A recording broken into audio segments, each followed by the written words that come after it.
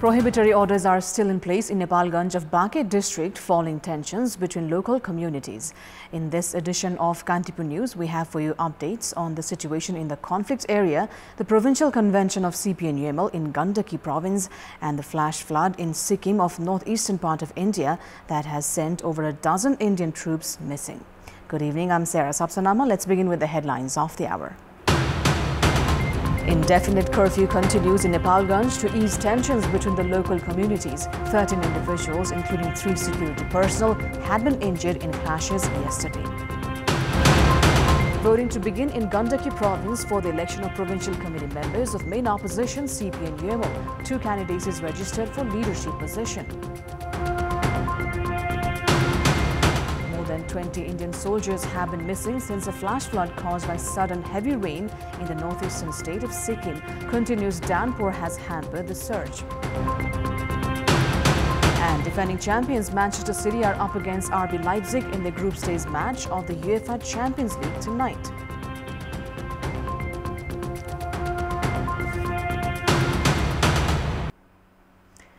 The curfew imposed by the District Administration Office Bankhe in Nepalganj to ease tensions between the local communities has continued today as well. A curfew order has been issued from the Rapti River in the east, Indrapur in the west, Raja Airport in the north to the southern border point of Nepalganj sub-metropolis, while prohibiting any form of assembly and rallies. According to Bankhe Chief District Officer Bipin Acharya, the curfew imposed from 1 p.m. yesterday has continued today as well. Security personnel of Armed Police Force and Nepal Police have been deployed in Nepalganj. Security personnel had fired 40 rounds of tear gas and 30 rounds of blank fire to bring the situation under control yesterday. 13 individuals, including 3 security personnel, had been injured during sporadic clashes yesterday. Daily lives of general public have been affected while market area has remained closed in the face of the unrest. Jammunaha border transit have been closed while staff of Nepalganj Customs Office have demanded security to work in a fear-free environment. Those who had reached the Jammunaha transit from across the border as well as from within the country have been stranded. Meanwhile, the government and the local organizations have appealed for ethnic harmony.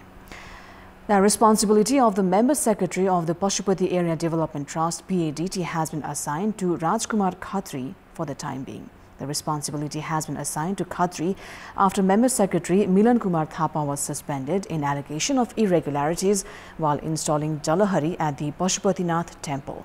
Khatri is a member of the PADT Operating Council. He was appointed to the council only around a month ago. Khatri was appointed in place of Arjun Kumar Bastola, whose term had ended. The council has a total of 17 members. CPN Unified Socialist Chairperson Madhav Kumar Nepal has said that it was not possible to form a government without Nepali Congress. Addressing a program organized in Janakpur today, Nepal said that Nepali Congress was imperative in ensuring the balance of power at the moment. Meanwhile, he went on to add that the reason for forming a new party after splitting from CPN-UML had been proven valid. Majority of the places across the country have received incessant rainfall today as well. Rainfall has continued in Kathmandu Valley for the past few days.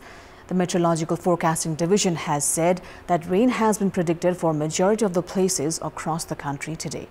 Meanwhile, incessant rainfall and rainstorm has affected paddy fields in Tarai and hilly regions.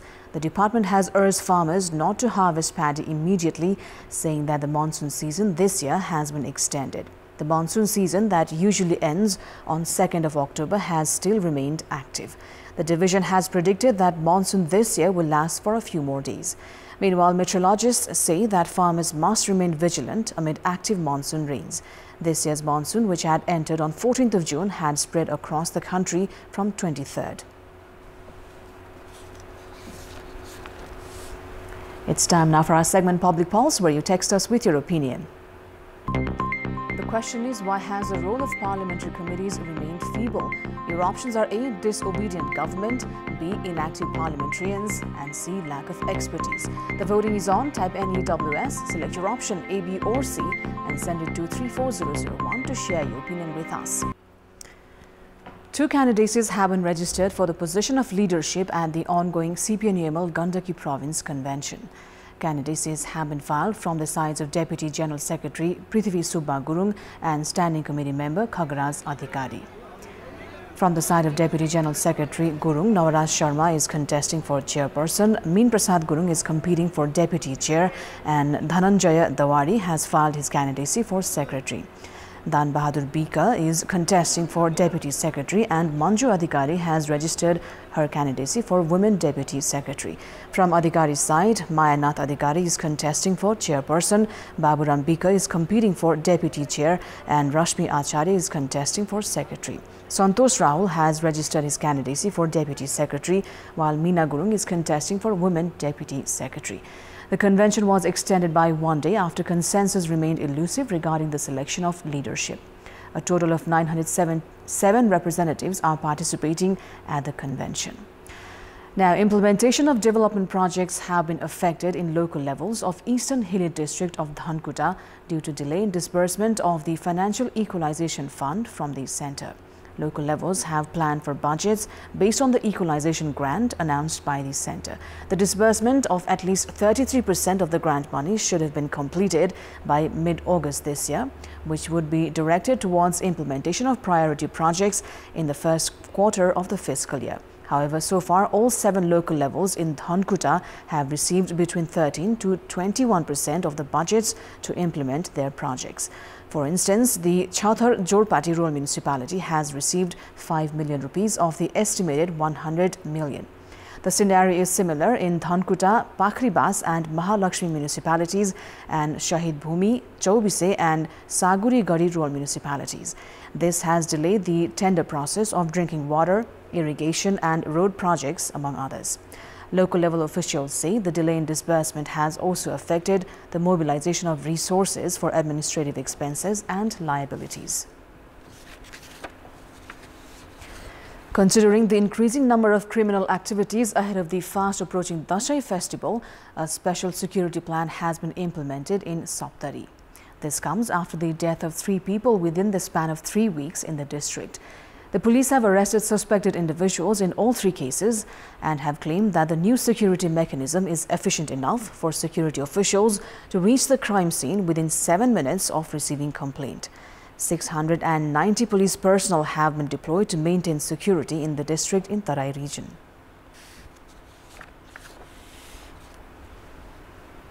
Time now for the international update.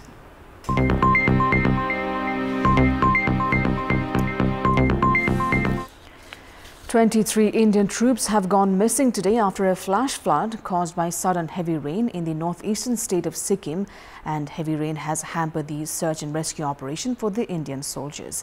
The rain lashed a valley about 150 kilometers north of Gangtok, located along the border with China. Rising water submerged some vehicles following the release of water from a dam. The remote area lies close to India's border with Nepal, and Lonak Lake sits at the base of a glacier in the snowy peaks that surround Kanchenjunga, the world's 3rd highest mountain. The army said water released upstream from the Chungthang Dam meant the river was already more than 4.5 meters higher than usual. About 15,000 people living in the vicinity are likely to be affected, and at least 8 major bridges have been washed away along the banks of the Tista River. India's weather department has warned of landslides and disruption to flights as heavy rain is predicted in some parts of Sikkim. Flash floods are common during the monsoon season, which begins in June and normally withdraws from the Indian subcontinent by the end of September. By October, the heaviest of the monsoon rains are usually over. Experts say climate change is increasing their frequency and severity. Melting glaciers add to the volume of water, while unregulated construction in flood-prone areas exacerbates the damage. A report by ICIMOD warned in June this year, glaciers disappeared 65% faster from 2011 to 2020 compared with the previous decade, and based on current emissions trajectories, the glaciers could lose up to 80% of their current volume by the end of the century.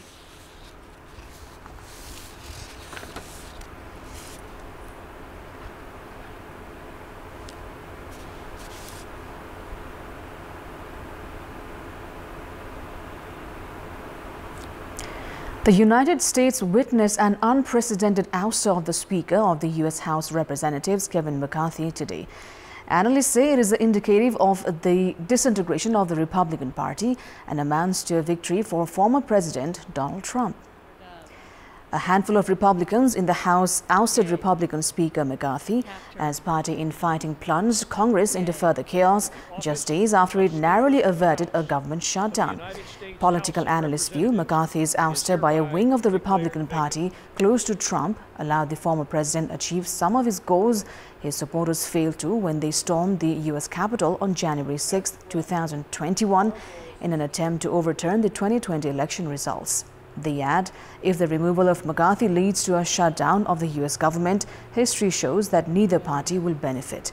The House looked set to go for leaderless for at least a week, as multiple Republicans said they plan to meet on October 10th to discuss possible McCarthy successors, with a vote on a new speaker planned for October 11th.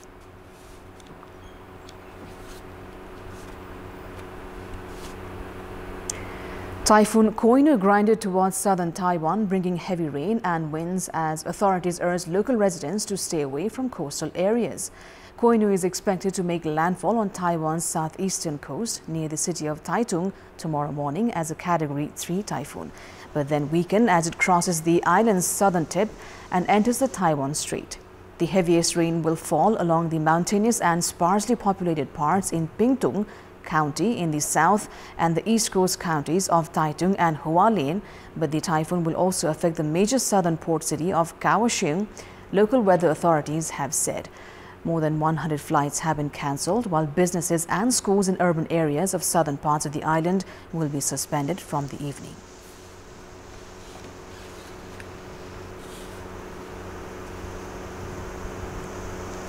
China's railway network has handled whopping 114 million passenger trips since the travel rush of the extra-long Mid-Autumn Festival and National Day holiday began, according to official data released today.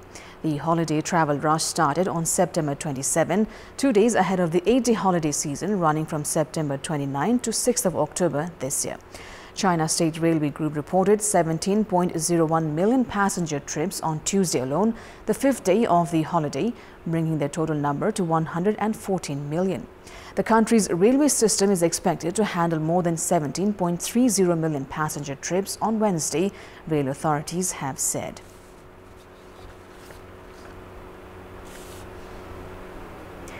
Pakistan's government has ordered all unauthorized Afghan asylum seekers, an estimated 1.7 million people, to leave the country by 1st of November. A spike in militant attacks along the two countries' border this year has escalated tensions.